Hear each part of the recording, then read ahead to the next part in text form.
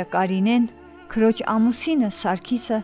զավակները Անդրանիկը եւ Հռիփսիմեն իրենց ընտանիքներով խորը վշտով սգում են իրենց սիրելի եղբոր եւ քեռու Միշաքեյանի մահվան կապակցությամբ։ Գիտեմ, չես գալու,